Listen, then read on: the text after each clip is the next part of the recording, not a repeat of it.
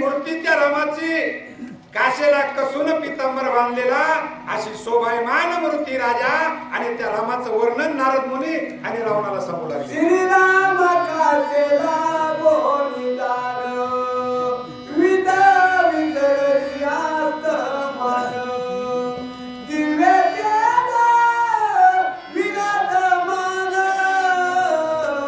सर्वदा दान लवन कल. हे राजा, अरे त्या रामप्रभूच्या जर काशेला लागलं तर त्या रामन त्या ठिकाणी जड जीवाचा सुद्धा उद्धार करते तर होतो आहे. आणि त्या खरोखर रामाचं काय वर्णन किती करावं तेवढं कमीच आहे रावण असं त्या ठिकाणी नारद मुनी सांगू लागले. मुकुट कुंडले मेघला काजे कशीला दोन जरा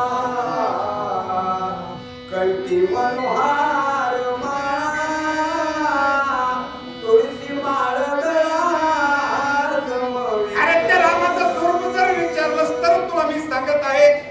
नारद मुनी सांगू लागले, अरे कानामध्ये अशा प्रकारचे जसे दोन्ही कोण दोन चंद्र अडकवत का नाही, चंद्र आणि सूर्य अशा प्रकारचे त्या रामाच्या कानामधले कुंडल आहेत आणि त्यांच्या मस्तकावरला मुकुट अशा प्रकारचा आहे. आणि त्यांच्या जर गळ्यात म्हणलंस का नाही तर तुळशीच्या माळासारखा हार आहे. आणि त्या रामाचं स्वरूप नीट ध्यानात धर राहू ना असं त्या ठिकाणी नारद मुनी बोलू लागले. बाहु अंगदे रत्नभूषण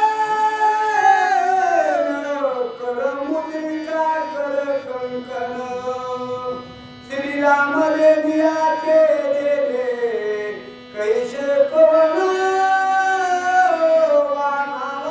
हे राजा रावणा, अरे त्या रामाची बाहू इतकी असणारी मजबूत आहे.